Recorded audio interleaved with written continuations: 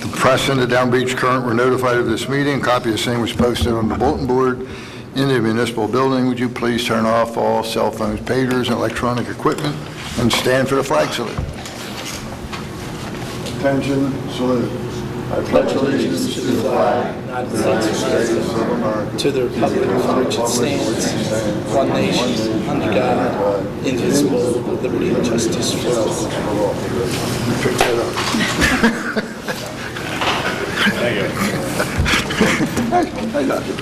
Would you call the roll, please, Tom? Mr. Becker. Here. Mr. Blumberg. Here. Ms. Taube. Here. First item for discussion is the municipal parking lot. Tom, would you bring us up to date on that, please?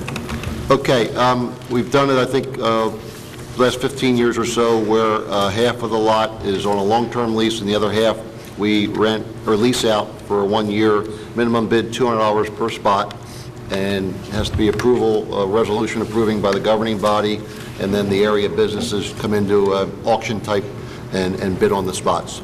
And just wanted to see if you still wanted to do that again. What's your, Brenda, Maury? I'm fine with that. Maury? Good by me. Okay, thank you. And that's all. That's the rest of Thank you, Tom. Okay. Rich, would you carry on here? Yeah, I think Tom has a discussion that we have. Turn your microphone. Microphone. Okay. This discussion is the same one that we have every year in terms of the date of the beach opening, dates for barbecue, and no badge Thursdays. And I discussed it with Rosie in the clerk's office. I coordinated the beach openings with the beach patrol and the beach tag people, and whatever the dates are that Tom has there, they are consistent with what the fire department will be doing, overseeing the beach patrol and our beach badge operation as well. Rich, you want to do, I don't have the actual dates for the barbecues. I mean, Rosie had those, so I assume Tom. While we're on that subject about beach openings, last year I took it upon myself, but whomever wants to do it, or I'll do it again, but alerting the school of the beaches that are open, I think that's helpful for the parents to know. Why don't you take that? great, good point. Brenda, we can take care of that, the fire department, all right? Okay. Rosie, you do have the dates? Actually, that's something we need to discuss because the 4th of July is on a Thursday, I think, this year. We need to decide if you want to do it Friday, Saturday, or... What is the question? Well, why don't we,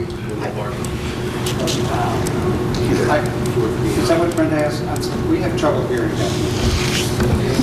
Did you ask Typically, about the barbecue, or were you asking about the school, the beaches being open when the school? the beach is open. Typically, we open 4 or so beaches before we officially open. And I thought we could communicate that to the schools. Does anybody here have the actual date? I don't have it in front of me, but the date that we worked out the dates for the beaches to be open earlier this year. Well, it could either be, you got 5 Saturdays in June's, 1, 8, 15, 22, and It's the 29. 15th? 15th. okay, 15th through the 2nd. okay. We usually And- open at like the 22nd. We're opening on the 15th this year. Right. It's an extra week in order to accommodate the concerns that everybody had from a safety standpoint. When we negotiated the contract with the beach patrol, they pointed it out. It was pointed out last season. At the same time, I consulted with the fire chief. So that- Same amount of money's in the budget as last year, but we're going to stretch the season Okay. and open up on the I 15th. have a question, then all the beaches will open at the same time?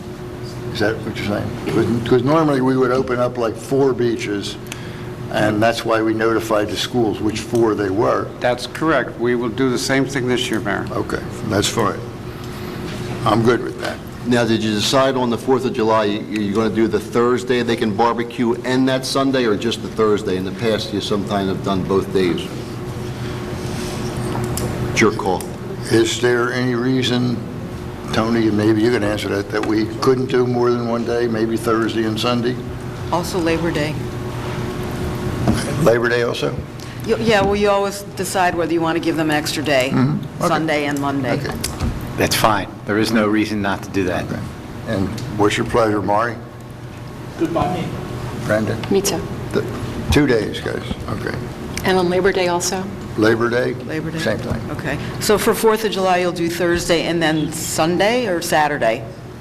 They usually do Sunday, because it Okay. gives We you... usually do a Sunday, but, Okay. I mean, you All want right, to so change? it's Sunday, Thursday. the day of and Sunday, and the same thing with Labor Day, Sunday and the day of Yes. Labor Day. Okay. Like that.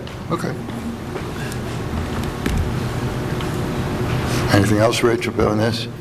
Not on that subject. Okay. Not on that subject, The thank you. next item is appointment of a registrar. Rich, would you bring us up to date on that, please? Yes. You asked me, Mayor, because it is your department, and we've all known that Agnes was our registrar.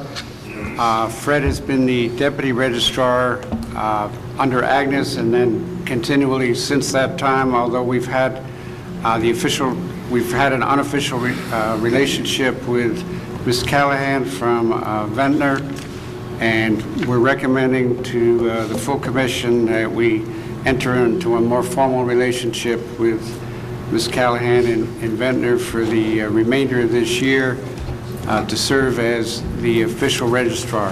At the same time, we will be moving to get someone else within our organization trained as the registrar, so that we could have another choice if we wished by the end of the year. Thank you for that. Any questions on that?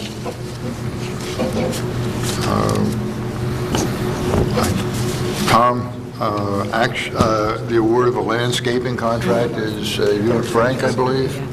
Frank, you wrote that recommendation of award, correct? Yes, I did. And that basically spelled it out. I don't know if they had any questions for you or not. Okay. Basically, Action Janitorial got the contract. They will be starting Monday officially. And as I see it, that they're qualified to do everything that is in their contract. I sat with them, I sat with Evelyn, and she basically went step by step over every area in Margate. And she said that she can't wait to start, and she sees very much pleasure in doing it. I've spoken to them at least a half a dozen times today. You're and comfortable, Frank? I'm very comfortable. And I'm okay with it. Maury? Good by me. Brendan? Yes. Great. Thank you, Tom. Thank you, Frank. Was that one on the agenda, Ro? Yes, it is. Okay. Tom, It will that, is 103, Tom. Mayor, Yes, will that be on the second agenda then for action? it is already on there. Resolution We're just- 103. Okay. Yes. Mr. Deeney, an acting CFO. As the commission knows, we have been acting without a CFO for the last several weeks while Lisa is on extended family leave, and her family leave extension, second extension, ends on April 30th. I don't know officially whether or not she will be back on May 1st. It is likely, in my view, though, that she will ask for an extension again, which she's entitled to under the Family Leave Act, in which she's also taking her own sick leave, which Family Leave Act provides for 12 weeks of family leave. That means that everybody's guaranteed that under the federal law. It doesn't mean paid family leave, it means leave. And that is designed to protect people from being replaced if they're out a few days, whether they're in government or not in government. If you're subject to the Family Leave Act as an employer, which we are, all the employees are eligible for 12 weeks. In the case of Lisa and most of us, and many people in private sector as well, there is sick leave, paid sick leave. And if they qualified for the paid sick leave, that runs concurrently. I'm only explaining that because people, including me for a while, didn't know the difference with all of that. But Lisa's out on both sick leave and family leave, and her doctor would have to report back to us, and it's handled through Rosie and Rosie's office on a periodic basis to continue her eligibility. She's due to make that kind of report back to us next week. If she asks for an extension, and she's entitled to one with a proper doctor's note, we are then continue to be without a CFO. We're required by the state to have a CFO, and in fact, we ran into some problems last time when the budget was to be passed, and we were able to sign the budget documents without the CFO. We've had some other instances where we've needed signatures, but we've been able to work them out. I sent a letter to the commissioners last week, and I've talked to Commissioner Blumberg a couple of weeks ago with respect to this situation, and I'm recommending on our workshop agenda today that we seek a proposal from Jersey Professional Management that can supply a temporary part-time CFO to get us through this period, whether it's a week or 6 weeks or 3 weeks in May and June. And all I'm asking you today is, or advising you, that I'd like to seek a proposal for consideration at the May 2nd meeting for a part-time CFO to be here and help us during this period of time. Okay. I'm okay with that. Mari? Yeah, like Rich said, we have discussed that. Rich, what I would like to do is inquire as it relates to, are we going to get a proposal from them to find candidates for us, or is it your intention that we're going to get, that they have somebody or several candidates that we might interview and bring on board? So what? We could do either one, Maury. They would have more than one person. They don't have a lot of people, but they would Right. have more than one person that we could talk to. And if we weren't satisfied with that person, we can ask for another person. And that's the flexibility that we would be able to Okay, have under that. so that would be my druthers to, Be able to meet the person. And yeah, give us one or two that we could sit down, you and I could sit down with, and entertain their qualifications, and do we like them, blah blah blah. Is that That's totally okay? Brenda? acceptable. That's Brenda's fine. Okay, Rich. Brenda's fine. One more thing, Rich, and then we'll... Next item. Please. Also on the agenda is James Rotallo Associates. And by way of background, we have as a community some potentially serious problems with the bulkheads along Amherst Avenue, primarily in the restaurant district. And a lot of that property and a lot of those bulkheads are, from my understanding, on private property. There may be some of it on public property, but primarily it's on private property. However, the bulkheads are holding up our sidewalks and street and public areas, so we have a strong public safety interest in that whole subject. And in order to try to see what the size of this problem is, we've had our engineers investigate, do some preliminary analysis, take pictures, and make a report. And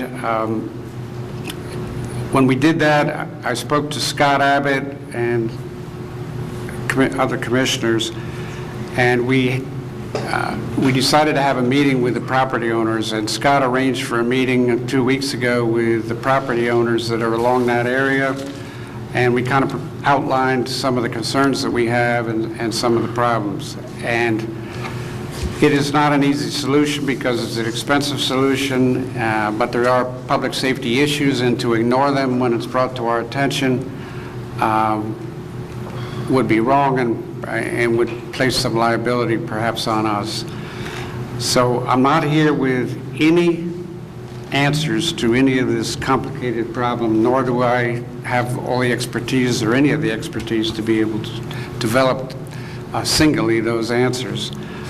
What I am here to say is, as a result of that meeting, the name of James Rotalo Associates came up frequently with respect to helping us find sources for funds and hopefully large amounts of money which would help put this project together. I don't know what role the commissioners want to take in the long run, and nor are we really asking tonight for you to take any, but we're looking for you to be involved in the discussion openly and with the public to gather as much information as we can. James Rotalo Associates is an Atlantic County firm. Jim Rotalo used to work for the Atlantic County Municipal Utilities Authority. He was largely responsible at that time for, among other things, that whole project that built the windmills and so forth, and he was instrumental in getting funds for that, and he has a good reputation in Atlantic County. I know him, but others know him better. I think Ed can speak to his qualifications, and others can. I'm here just to throw it out to the commissioners with the idea that we might take a lead narrowly on this, but to spend some money to see if we can find some money to work together with the private sector and see if we can resolve the problems that are down there. There's lot line problems, there are some parking problems and other things that go with it, but hopefully if we were to resolve the main problem of the bulkheads, we could resolve all of them in conjunction with the safety issue that will become more apparent as time goes on. Rich, I don't think it's a bad idea. I mean, the bulkhead's on private property, but it affects our city infrastructure, so I think we should work with them as best we can. I agree, Rich. As you know, I've toured that area. It's a mess there, and I think anything we can find to help us make that area safe is going to be a good thing. So I would be okay with that. Maury? All right, okay, do it. Okay. Now, can we, Tom, we just approved two things that aren't on the agenda, okay? The one was the going out for permission to go out for temporary CFO with JPM. So that should be item 104. Well, Rich, correct me if I'm wrong, Rich, does that take any type of official action, or just... Do we need a I don't- resolution? I'm not looking for either one of those last two items for any official action other than a nod and kind of an understanding that we're going to go forward so that at the May 2nd meeting, we could be in a position to take action if we wanted to. You've got 6 nods. On the proposal with Rotala, he submitted a several-page proposal. Much of it is not technical, it's more financial and legal, and I want to wait till Scott comes back and forward it to him. He knows that I have the proposal, but he hasn't seen it yet because he's on vacation. And so I'd like to be able to make a joint recommendation along with Ed and Scott and I at the next meeting, if we're in a position to do so. Okay, you done? Go then. Anybody else? We'll start with department head reports. Ed? Okay. The good news is the fire department's ready to go into the fire department, into the firehouse. So that's well, there's a few little things that need to be done, but that's we have a TCO there, and I'm sure Tony's happy to finally get in there. Have you? Very happy, and I gave the building inspector a hug when I first walked in. Okay, I'm glad I wasn't here.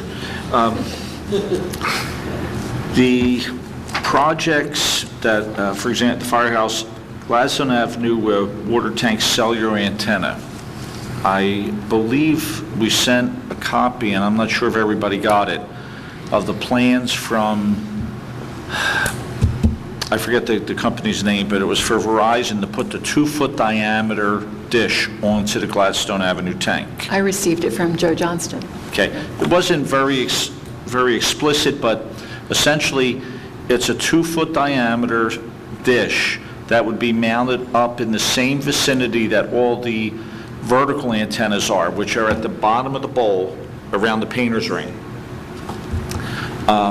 Scott and I still have to get together to determine a fair addition to the lease, and they are open to an additional charge in the lease. In fact, they actually suggested it. But Verizon is calling me because it's something they would like to do before the end of May. But I just wondered if anyone hasn't seen it, I will get another copy to them. I've asked them to actually send me a photo of it installed on the tank. I talked to the gentleman yesterday. I told him that, we still need to make the decision, but I'd like you to think about that. And if we could do something for the next, maybe possibly get it on the agenda at the next meeting, including the potential, if you want to go forward with it, the modification to the lease. Currently, they pay us about $30,000 a year for each set of antennas that are up there. So we have to see proportionate. There's no additional ground cover installation. It's just some new cables running up through the tank, and then the dish on, and I believe it'll be pointing, it's pointing due south, pretty much. So it would be on a slight angle pointing out to the ocean.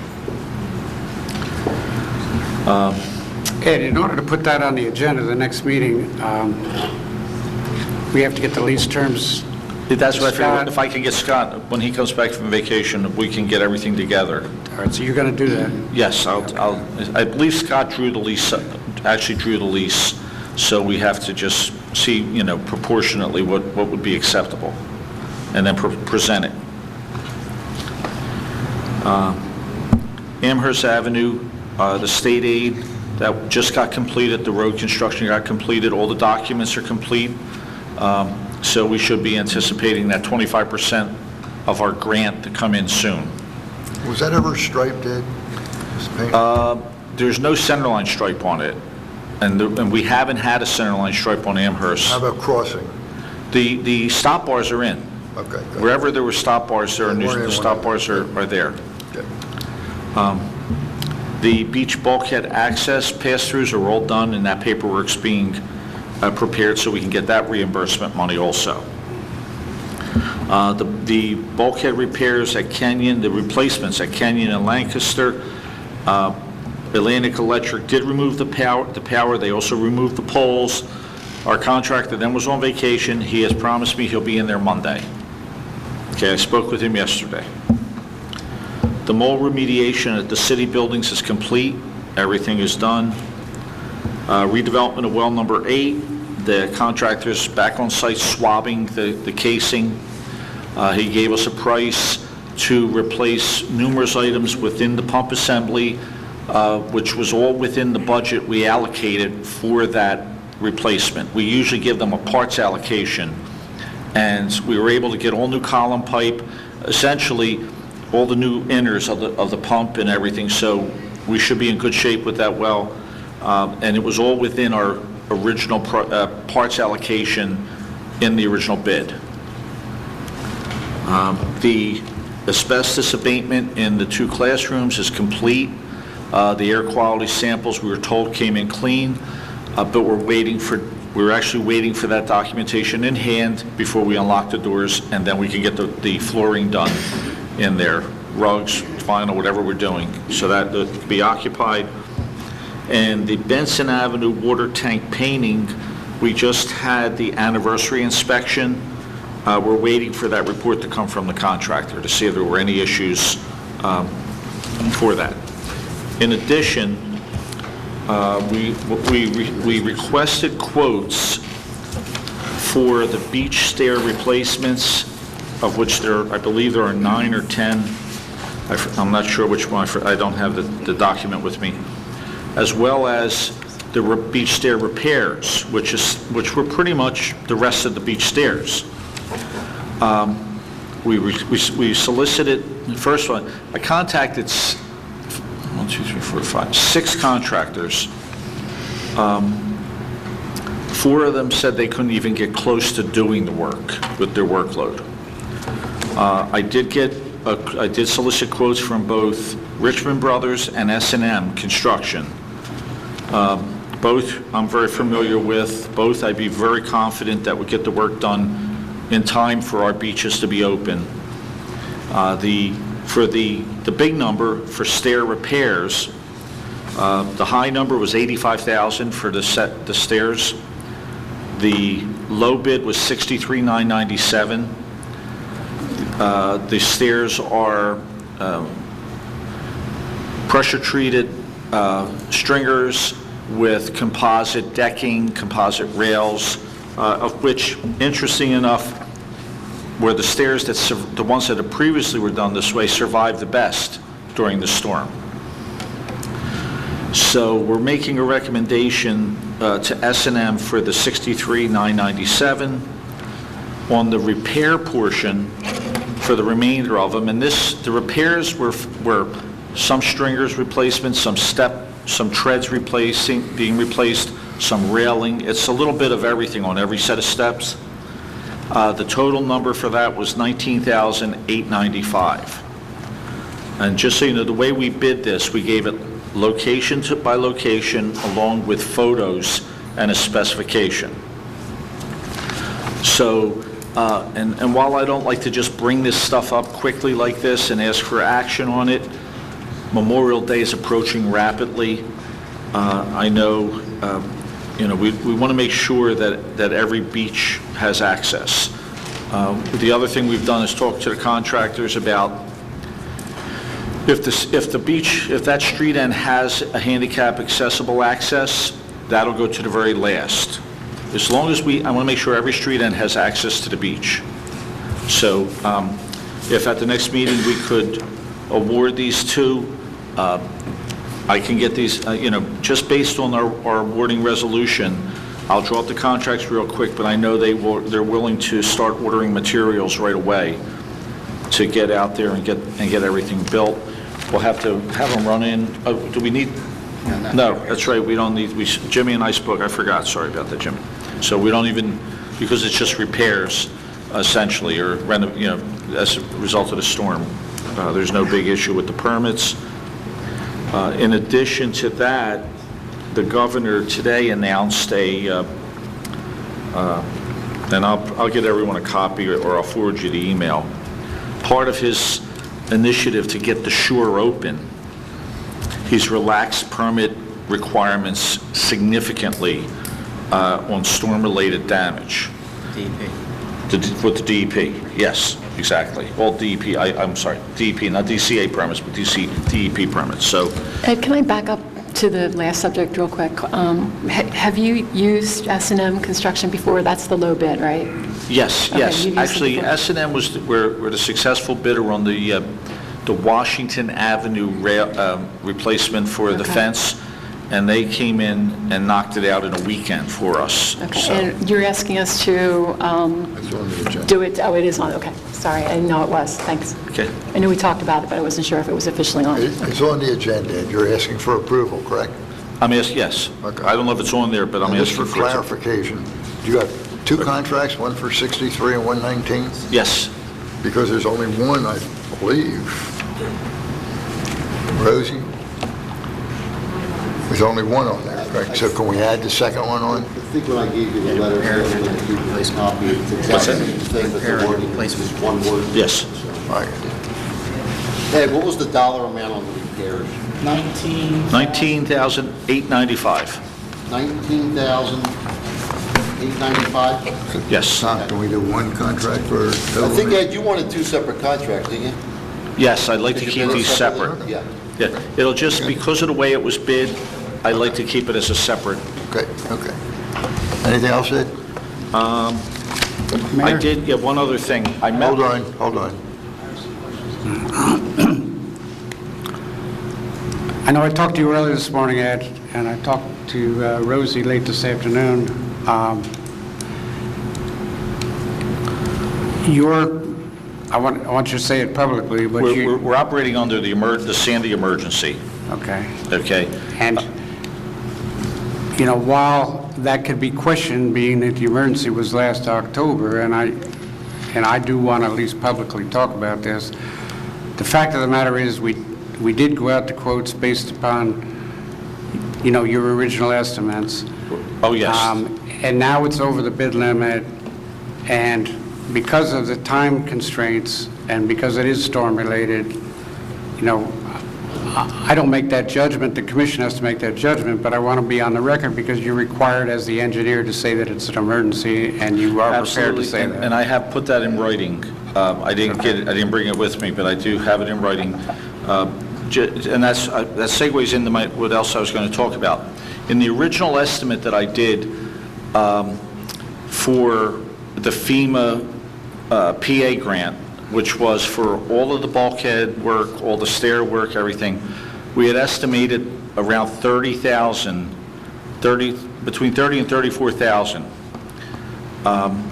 Obviously, it's significantly more than that, and I'm, I questioned that. I talked to suppliers. Materials have significantly risen, but the good news on it is, I spoke with Karen Johnson from FEMA today.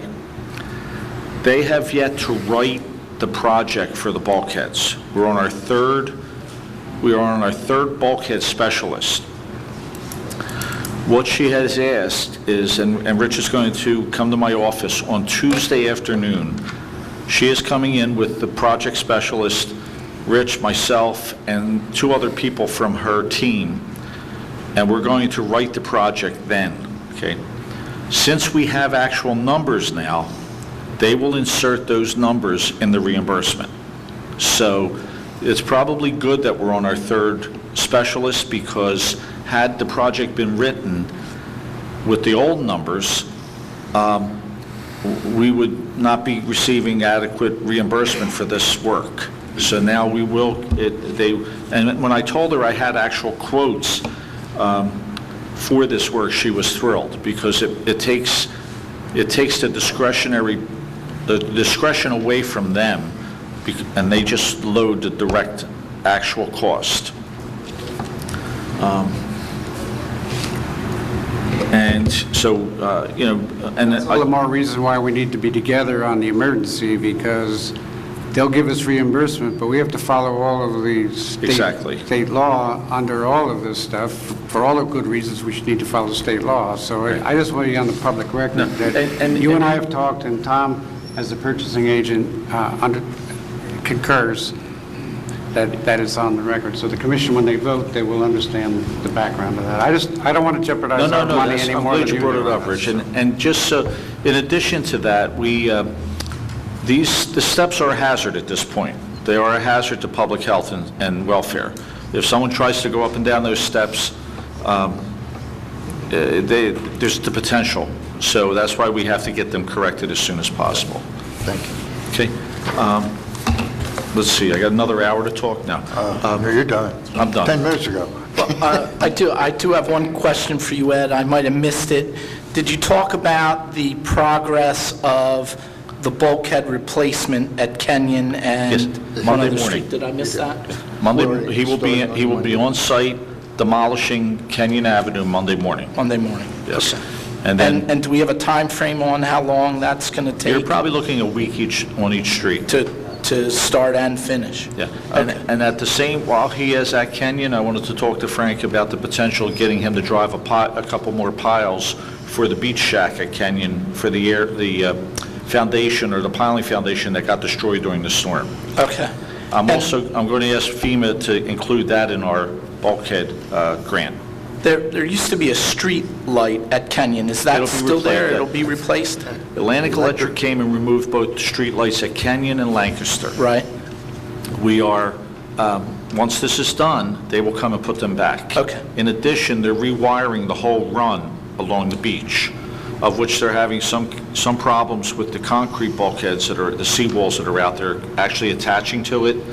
So I have to deal with that also. Okay, And thank Ed, you. Also, you mentioned that Governor Christie is relaxing the permits for Sandy.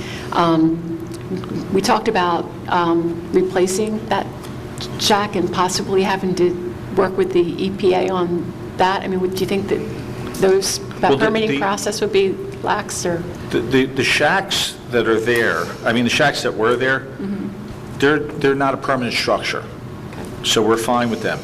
Relative to the actual lifeguard headquarters, that's the one that we're just getting into for the summer, and then we have to deal with the DEP as far as the CAFRA issue, is what can we do there? You know, do we have to keep it and just try to live with it, or will they let us raise it, or will they let us take it down and just rebuild on the same footprint? So that's something we're going to have to do in the fall, definitely. But and just so you know, these permit, the governor's announcement is more non-CAFRA issues. Ed, on the bulkheads, did you mention, is there maybe funding available for some of those bulkheads that we're not going to replace, but they're in bad shape? Did you mention that before? Oh, yeah, that's in the grant. There's money in, not when I say grant, in the in this project that they're going to write. There's money for the two that are being replaced. There's money for the replacement of the return on Sumner. And there's money for repairs of any damage that we identified as Sandy-related damage, whether it's sheathing, whether it's a whaler, whether it's a top cap. There is money in there.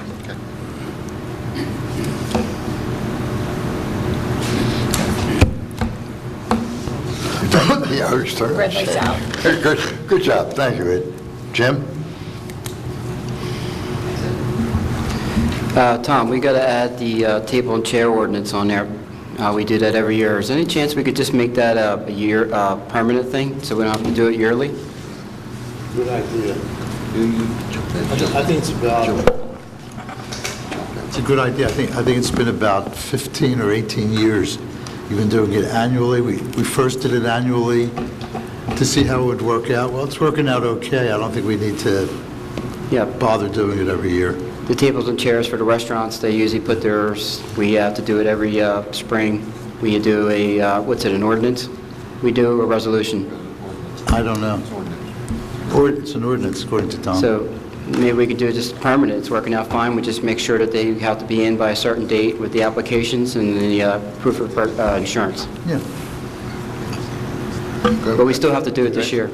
I recommend making it permanent. You could always rescind it, you know, if something goes wrong, or change it. So for an ordinance, we'll have to have... We'll get with Scott, and can we introduce it the next meeting, is okay? That's... Yeah, we're starting with some applications now, but we can wait. We were utilizing the parking area in Union Avenue, the inside the lot, for the city cars on the weekends, but we've gotten a couple notes that they prefer we just keep them back out in the street. So we're going to park the city vehicles probably down along Monmouth, and like I said to you, probably utilize Union Avenue and try to not be as bad on Vendome Avenue with the parking. People want to be able to utilize the playground on the weekends, I guess more than, but we had like 3 cars in there, and I guess they weren't happy with that. Yeah. Now, when you were doing the Adams Avenue street end towards the bulkhead, that's included in the grant, right? That you're going to try to fix? Yes. Yeah, we're trying, we've added that in the application. Okay. Because that whole end of that street's missing. It's a mess. And then we're still working on trying to find ownership or somebody to talk to with the Jerome Avenue docks. I know they're in bad shape. There's really not a lot I can work on. It's not a structure, but I'm trying to straighten that out. That's all I have. That's it. Thank you, Jim. Frank? And we're starting the landscaping around town. We were over at the old city hall. We pulled out all the bushes. We're straightening out the ground. There's some other things over there we have to clean up. and we're also going to start planning around all the city properties. We have pulled out probably about 50 bushes already, and they have to go back in before the season starts. And we have them all ordered, and we will be working around town. You'll see us all over the place. We also cleaned up the parking lot area of the old City Hall and all around the building. We opened up all the beach handicap entrances on the beaches this week. We have our beach machines down there cleaning already, which we're way ahead of the ball game there. We usually don't start until May. We've been working in beach headquarters. We already have the floor down. We started the electric today. Hopefully we get the electric done next week and we can start putting the walls up. After we put the walls up, then we have to install the bathroom. But everything's fallen into place there, and it's going along real smooth. In the past 2 weeks, we had 11 concrete jobs. We had 3 water leaks, 2 water and sewer installations.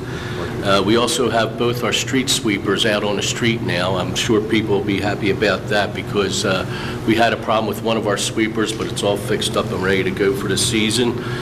We've had video pipe in.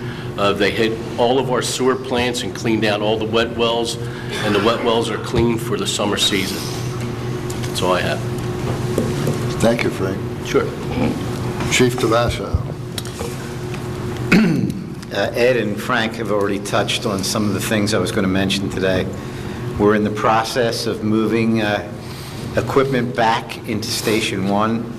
We still have some things that have to be worked out before we can be fully operational there, but that should happen within a matter of days, which is good news for all of us, I think. I wanted to thank Frank because we've talked about the whole cleaning issue around the building there, and his crews got over there and did a great job. And I was really concerned about that, and we've been working together on that and Beach Patrol headquarters also. One note of interest, the annual rabies clinic will be held, as it always is, in Fire Station 1 on Saturday, the 20th, between 10 and 12, Saturday morning. And if you need more information on that, I'm sure Rosie could give it to you. Correct? Yes. Who the vet is and all that stuff.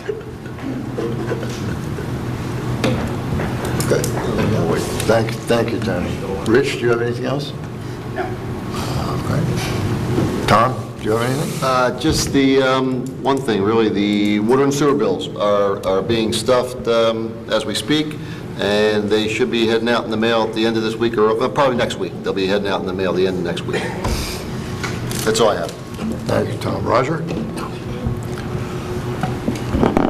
Just real quick, the annual Margate citywide yard sales program is underway. It takes place Saturday, May 11th. There are application forms in the Current and online and around the city. I have some here if anybody wants any.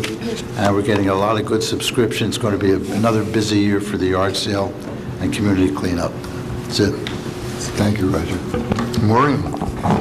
No, we're good, but I did have a question. We get a lot of calls, like we're the first number in the book.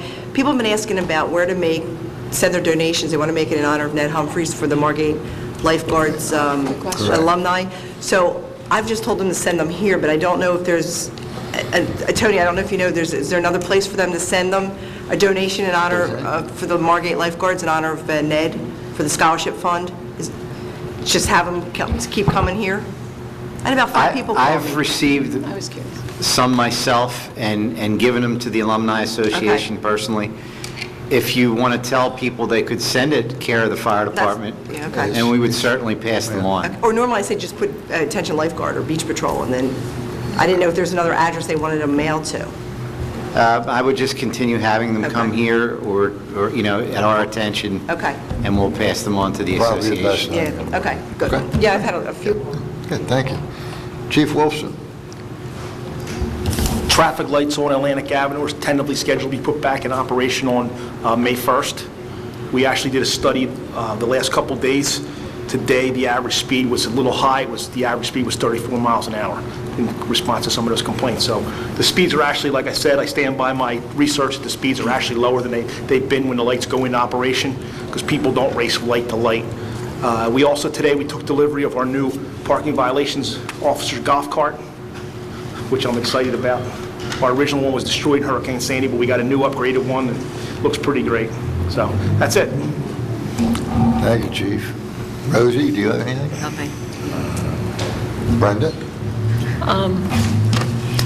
I'm excited about the firehouse, number one, being ready and for occupancy and service. That's great.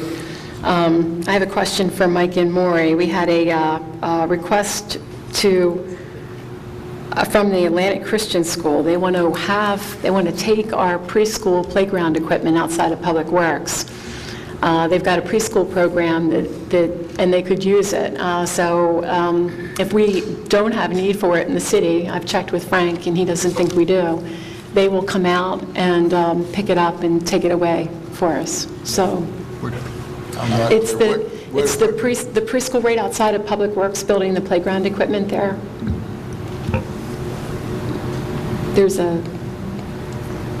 We have two playgrounds. We have one over on the Opposite the police station. Right. And then we have another one right outside the Public Works office. Without Scott being here, I'd just like to check. I don't know if we're allowed to give stuff away.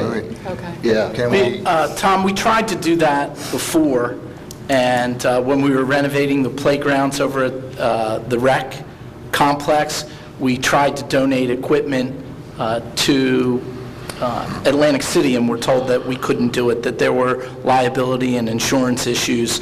So from that standpoint, I don't think we're going to be able to do it. And secondly, Brenda, are we talking about the equipment that's here in the small playground here? That's what they want? Yeah, right out there, yes. Right out there. And so, I mean, that kids use that playground. I come by on the weekend, so I don't agree with it. I think as long as we're here, I like the playground there. let's get the solicitor to look at that when he gets I can back. add to that if I may, because now that I have a grandchild, I can tell you that people are using those playgrounds. So- All right, well, if they're being used, then... Yeah, they really are. We should have them. Okay, I'll get back to her and let her know that, we're using them. The shore protection plan, I wasn't in favor of the beach replenishment and dunes on the beach when we, the city, last considered them. But in the aftermath of Sandy, I've changed my mind. So, and I think we should be grateful to the state DEP and the Army Corps of Engineers for their help, for not only us, but everybody on the Absecon Island and up and down the coast of New Jersey. I think, me personally, I think mitigation must be part of the Sandy recovery. We have to protect our infrastructure and the property of our residents from future storm damage. Even after Sandy, some of the beach blocks continue to flood at full moon, high tide, and this project will eliminate the problem. Funding options have been discussed, and the worst-case scenario is that it will cost the taxpayers 9%. So if the project's $10 million, the taxpayers will contribute $900,000. It's a lot of money, yes, but I think it's a wise investment when you consider protecting Margate and increasing the protection of our homes. The biggest investment for most of us. So I just wanted to put that out there and go on record that I'm in full support of that. Also, our policy and procedures manual and employee handbook are being updated, and my hope is that we can update some of the following areas. I think that now that we have a BA, I think that needs to be more clearly defined in our policy and procedures manual. I think currently Tom is the city clerk, the tax collector, the purchasing agent, and also the personnel manager. So simply said, I just want to see Rich and Tom's responsibility divided so that there's no longer any more overlap.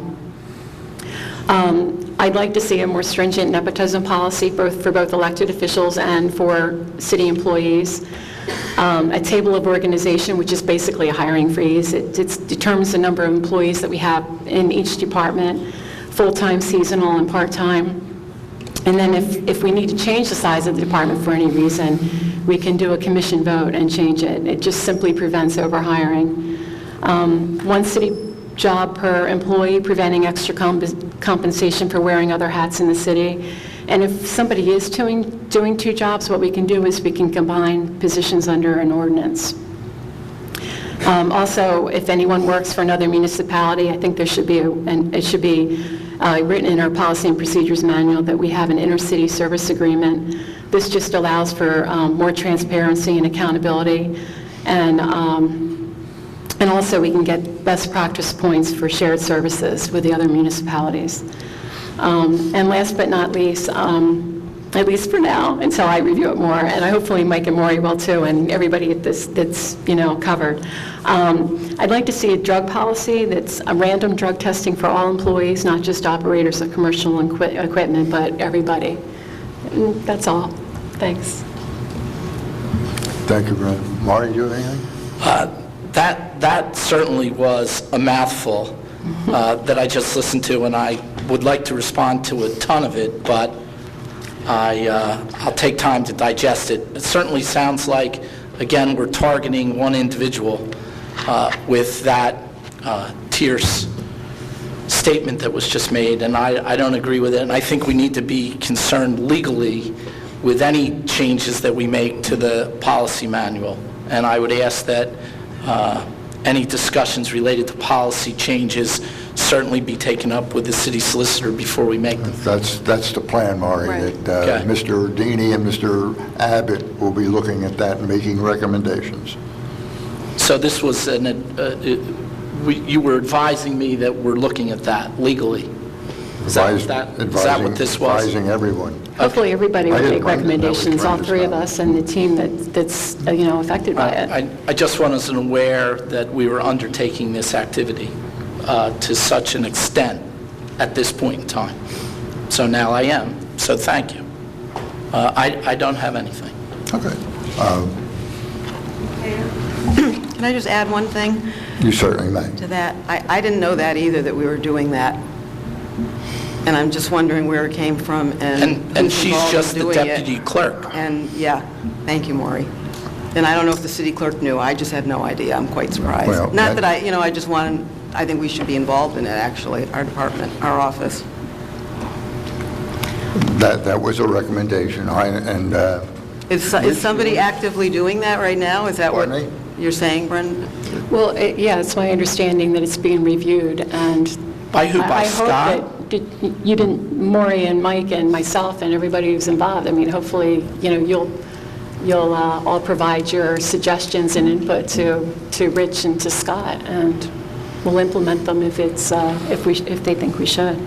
And also, back onto the shore protection, just for 1 second, we all got a letter that said that we have a beachfront owner here that is in support of the dunes. And I just really think the sentiment has changed from like 10 years ago. And I hope that we, could keep an open mind and think about how important they are in Sandy's aftermath. Okay, thank you. I would just like to make a quick, pleasant comment on my experience, which was actually earlier today. I had reason to be driving on, leaving my place of employment, which is Colmar. I got down to the corner, I see, geez, this is great. Margate's got a new business. We've got a new dress shop. Isn't this nice? I made a left, and I was coming down to the other end of town, and I looked across the street, and there's a new hairdresser going in, a new liquor store, a new hamburger store. I thought, people are making, an investment in Margate. I think that's a good thing. I know at Colmar, at the end of the summer, we're making a major expansion. And that's just that end of town. And when I got down this end of town, I started thinking, we've got 2 new buildings going, 2 new restaurants. Johnny's opened one, he's opening another. Dairy Bar is investing a lot of money. I'm looking right at you, Ed. This is good. Bagel shop got, flooded out. They're back. The deli is back. I think it's a great sign. I think that people want to be here. I've always said that. I've always said that I will support the business community, because without businesses, we are not a full community. And it was just a pleasant experience that I wanted to share with you. And we'll now open for public comment for any of the items that were discussed here today.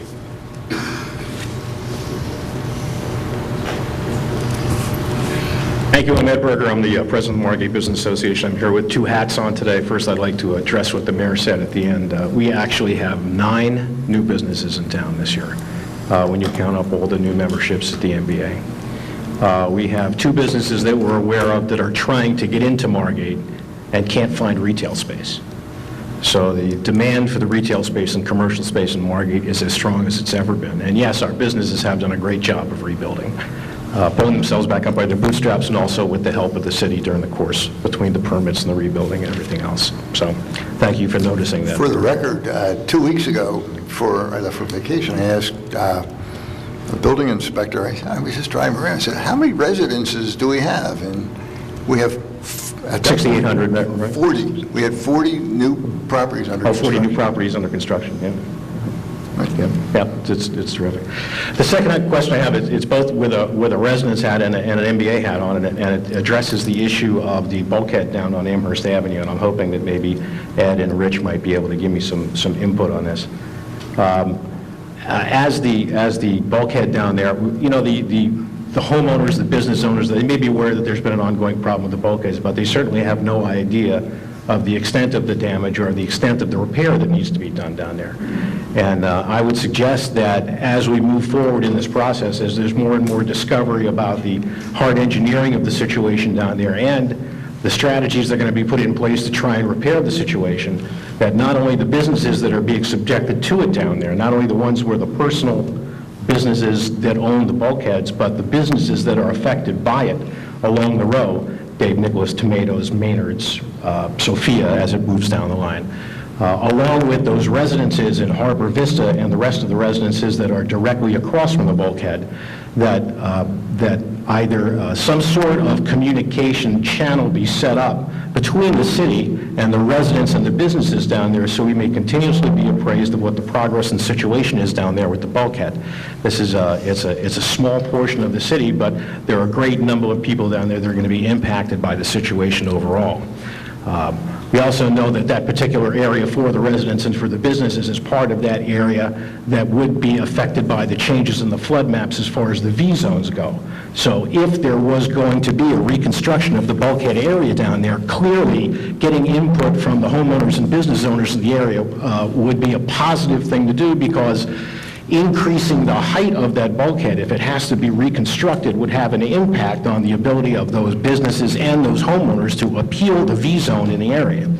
So what I'd like to suggest is that as this situation progresses or regresses, that a channel of communications between the businesses and between the homeowners in the area be established at this point, so that we may be appraised of what's going on, be able to provide some input, and maybe be able to provide some resources as the project moves forward. Thank you. Good point, Ed. Thank you. Anyone else? Steve Altman, 9003 Amherst Avenue, Margate. I was privy to a conversation this past month from someone who stayed in Margate during the storm, who had indicated to me that large trucks that went through the streets when they were flooded contributed to the damage of some of the homes along Amherst Avenue, which was where this resident lived. And I don't know that this is true because I evacuated, but if it is, if there is knowledge that large trucks actually created a wake as they went up and down the streets in Margate during the storm, it occurs to me to ask if it wouldn't be a good idea to establish a no-wake zone, in other words, a minimum speed limit that might keep wake from actually affecting people's homes during a storm. Just offer that. Oh, thank you, Steve. Anyone else?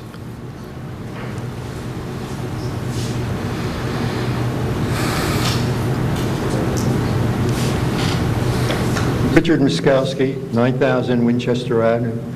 I read in the Current today that there's going to be a 1-hour parking limit between Vendome and Union Avenue School on this side of the street. I think it's, it should not be, it serves no purpose. Being a resident right across the street, at least I have a chance of parking in front of my house some days because people are coming or going. Now, employees are going to park on that side of the street for the full day, and my chances parking either on Union Avenue or Winchester Avenue are zero. I have to park into my driveway at all times. Cars parked on this side makes it a very difficult turn backing in and out. Now, if you're going to have a 1 hour parking side, this side, then they're going to park all day over there. At least if it's no parking, they park over here. The employees are parking over here. I would ask the employees to park in the back lot. We had no problems. I've been here since 1974. Now, Sandy, did a lot of damage to other neighborhoods. They're building up. They're going to restore their neighborhood the way it was, not us. None of these houses were damaged around here. And yet we're going to have now more traffic, which we already have. We have less parking, and the summer residents are not here. Wait till the summer residents come. The streets are full with their cars and their visitors and all. It looks like City Hall is sort of, homesteading in here, and it's almost becoming a permanent idea. And I wouldn't like to see that. And I don't think the neighbors will. In the morning, solid parking along Vendome Avenue. I feel sorry for the people who are there. A lot of summer residents are not back. And yet you say parking in the back there, sure, you're taking up the playground area, but hey, I hope you're considering, nothing is being said anymore about what are the plans for the Union Avenue School. We're losing all that revenue. If homes are going to be on this side of the building, we'd still have some playground or park there. Mrs. Torley's idea, which I'm 100% behind because I live across the street. There are all homes around here. This is a residential area. When you were over at the Washington Avenue, you didn't have anybody to complain. Nobody complained because it was a residential. You went there, there's no homes around there. And you're right in the midst of a residential area. And really, it just doesn't belong. A school belongs. We had no problem with the school. I say, since 1974, I lived across the street. Had no problems. I always had parking space. Teachers parked on the Vendome side or the Union Avenue side because the doors were open on that side, the doors were open on this side. They came in all different directions. Now everybody comes in the main entrance. So we have the trucks delivering. Today I counted 4 trucks delivering things. The big trucks, the water truck, the UPS, the FedEx truck. We have doors slamming all day long. Our neighborhood has changed. And I just hope that you're not considering making a permanent stand here.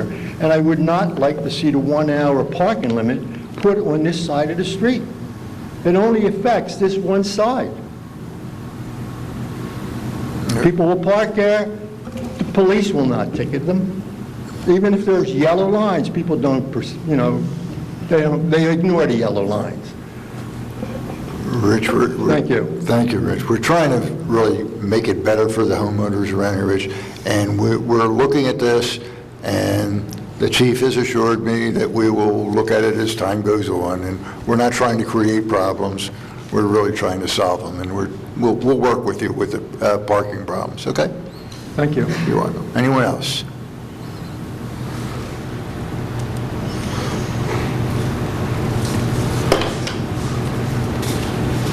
Steve Warner, 103 North Sumner Avenue. This is somewhat related to what was just said, but I hadn't talked to him. The storm, Sandy's was October 29th, 2012, and it's over. And I think it's time for the city to start getting back to some of their original homes, Maybe Public Works, they have your home down there, move back into the home. And, the fire department's moving into the home. And I think it's time to get back into some of our original homes. Steve, not to interrupt, the commissioners already decided that we're going to stay here at Union Avenue School. Yes, we made that decision over a month ago. You decided, no, excuse me, I've been here. I didn't hear that. I didn't hear that. Am I wrong, or have we not already decided that You're we're going to staying? stay here. This is the permanent new city hall. Haven't we already, did I miss something? Yeah, well, we have the building department here, we've got Public Works, the team seems to be happy under this roof. I mean, look, if it was a perfect world and I could have had it my way, I think the building department would have been perfect next to City Hall, but it didn't work out that way, and people didn't want it that way, so I personally have to accept that, and I think this is, if it's not going to be that, I think this is the best second case scenario. Well, I just think that there should be some kind of, then how's the cost going to work out, What's it going to cost the taxpayer to run this 38,000 square foot building that... Steve, we're looking at all those items, and we haven't made a firm decision yet. We don't have enough information yet at this point. You don't need a whole lot of information to know that adding 38,000 square feet of building is going to increase the cost dramatically, especially a building that's 60, 70 years old. I just think, like I said, the storm is over, all right? And everybody, it was a difficult time for a lot of people, probably just about everybody. Excuse me again, Steve. Yeah, go ahead. It's a misnomer. The building's not 67 years old. It was completely redone in the year 2000. Over $2 million was spent here to renovate all the systems in the building. So to say that it's 67 years old is just misinformation that you're providing. Well, how old is this gym? I mean, how old is this gym? What was done in here in 2000? This is 50 years old. This is not the place to have a debate on that. Okay. If you have questions, we'll try to ask the questions, but we came in with a zero budget. We're committed in a debt service to stay within $3.5 million, including this building. Now, when you say, we can make a decision any time to do something else, but the practicality of moving all our operation back someplace else in the rest of this year is out of this question. We don't have a place for the building department. We spent thousands of dollars to move them in here. We will get reimbursed with FEMA. There are concerns, I expressed them at the last meeting, in terms of long-range needs from a capital standpoint. If all of a sudden we became aware of those kinds of things, we would have to look for other solutions. But right now, we're here, and we're planning on staying here unless significant things change that would be more cost-effective to go someplace else. And to just simply say we just move back to these places that are non-existent, including a rental facility that we don't have anymore for $75,000 a year, that you didn't want at any time for us to be in, and to be spending that kind of money is foolish. So let's talk about what the actual costs are going to be. Your question there is legitimate. Right now, we're between $600,000 and $1 million to do all the things that we would like to do, the majority of which are in the boiler system. And we're looking for ways to spend a lot less money than the original cost of the boiler system. And the reason why we want to do that is to not have a Black Seal operating here, even though we're training somebody that should be trained by summer as a Black Seal, but that person won't be able to be here 7 days a week or whatever this building's open. You have to have a Black Seal at the moment. But we're working with the engineers not to do that. The biggest concern I have about this building, other than that, is the roof. I don't think the roof is in bad shape, but I know it costs a lot of money to do school roofs. I talked about that at the last meeting, but we're way premature to talk about now all of a sudden moving something back into other facilities. We are not moving back into, you can't stuff it all back into another small box at this point. Well, okay. I mean, I'm not saying like... The Public Works building flooded I know You know, that. we need to consider what we're going to do with all that whole public works area. There's probably excess buildings down there that should ultimately be taken down and selling some of that land. There are other ways to recover costs, but we're on the highest ground that we can be on. We're going to move our emergency management facility in here or have a backup facility here. We can rent out space. We can provide space for the library so we're not spending millions of dollars to add space to the library. We're here, folks. Now, if there's a better plan, that's fine, but let's not waste our time here saying, well, are we going to move? Are we not going to move? We're here for a long time until a better plan comes along, and I don't know that there ever will be one. And I'm sorry to be so strong. I've been here a year and a half, but folks, we've been busting our butt here, not only to get the town ready, but to be able to be operational, which we were, thanks to a staff here, over a weekend last November. We didn't miss a beat. We had an election here. And I'm not we have a criticizing. lot to learn, but you can't just come up here and say, well, we're going to move back, we should do other things. We're I thought planning there on being was, here. you know, well, first of all, I didn't know that you had just fully decided that that was what it was going to be. I really didn't, okay? I didn't. Well, that's why I'm saying it, wouldn't have said because that. you know what? Everybody else talks around the issue. Okay. We're here. And you can I bust can me see forward, you that. can write me up, you can do whatever you want, but we're here. I'm not the final say, but everybody here I've been working with for 6 months on this. It's no secret. Well, I didn't know it, okay? Maybe somebody should be as strong as I'm trying to be right now. Okay. But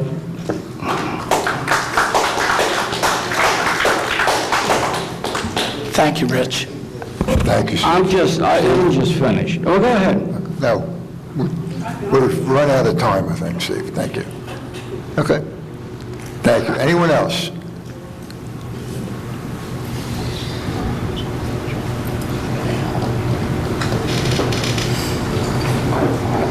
And Penco's 200 North Osborne Avenue.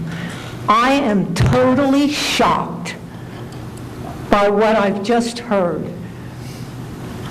I'm amazed that you think that we're sitting here every 2 weeks and there's been nothing definitive that this was going to be the place until I just heard Commissioner Blumberg say it. I am totally shocked. So, in other words, the public out there doesn't matter. Doesn't matter one iota. All the time spent and all the work done and all the concern for everything and for the workers, we're just led astray. That's it. The conversations I had with some of these city officials didn't tell me that this was it. Oh, we're going to wait and see, and we're going to wait and see. You're not going to wait and see. It's a done deal.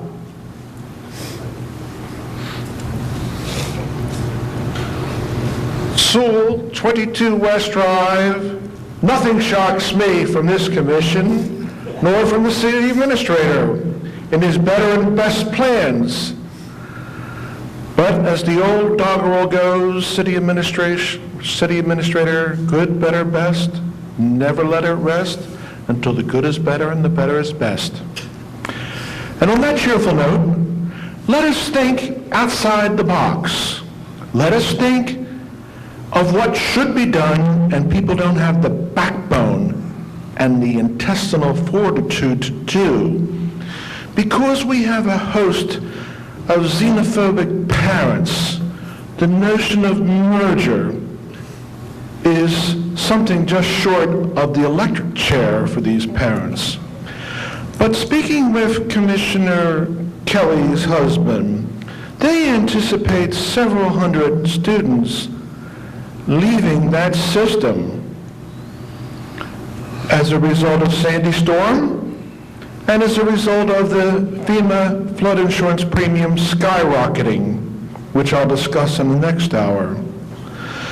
So the concept of merger should be on the lips of everybody here, but unfortunately it's the last thought that they dare consider if they like their elected positions. But I'm telling you that we're keeping the Ross open, and it's a joke. There should be consolidation, and there should be consolidation at once. And I can assure you that the physical plant of the William Ross School is far superior to this one. And we should begin to anticipate utilizing that structure for a city hall or whatever other purposes you might have. And I'm sure if the mayor got a bird's eye view from the superintendent's royal suites and that panoramic view of the ocean and bay, he might have a conversion on the spot. But I think that it's high time that we begin to trim our sails and reduce it from 2 principals and a superintendent down at most to a principal/administrator. So if the city administrator is really serious about being cost-effective and having the best plan on the table, let's move with a strident voice into that Ross School ASAP. That is the best solution to the host of problems which you're going to encounter trying to stay here. I think you'd make Mr. Werner very happy leaving this building ASAP. I just will say, I did not preclude that possibility should that come down. Well, we're not spending millions of dollars. Let us be bold, city administrator, and put that plan on the table. To the ire. It's not vacant now. It's not vacant. It can be done overnight. And don't let the superintendent talk to you about millions of dollars to do a tie expansion. Put a couple double wides and 30 ship them. seconds. I'll use the 30 seconds most judiciously, Mayor. I wouldn't. Sit tight.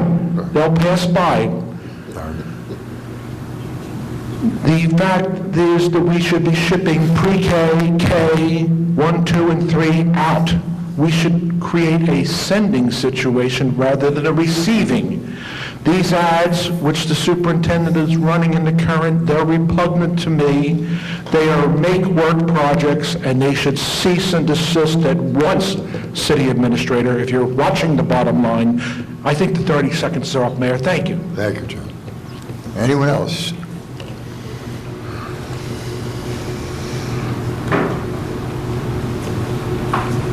I wasn't, as Art Cautilli, 114 North Lancaster Avenue, I wasn't really surprised to hear that everyone is comfortable here.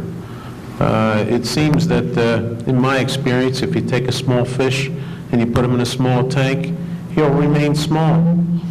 But take that same fish and put him in a larger tank, he'll grow to fit that tank, and so will the people. If you start with a couple of offices, they'll be expanded to more and more offices. You're now on the first floor. I would not be surprised in 1 year if that second floor becomes used. And then from that day on, every department will magically need much more space to be ever moved to any place else. They will say, I have this much space now, I can never move to that space, which is much smaller. And we've also almost heard a little bit of it here tonight when someone said, we could never start going back to those tight quarters. And that's what it's gotten to be. Everybody's getting expanded. So please, if there's an opportunity, just try to stay on the first floor of this building before it gets way out of hand and we have everybody with hundreds, if not thousands of more square feet that each department will then command. Thank you. Thank you, Art. Anyone else? Is there a motion to close public comment? I'll make that motion. I'll second. Mr. Becker? Yes. Blumberg? Yes. Dalby? Yes. Is there a motion to adjourn this meeting? I'll make that motion. Second. Mr. Becker? Yes. Blumberg? Yes. Dalby? Yes. We'll take a very short break, and we'll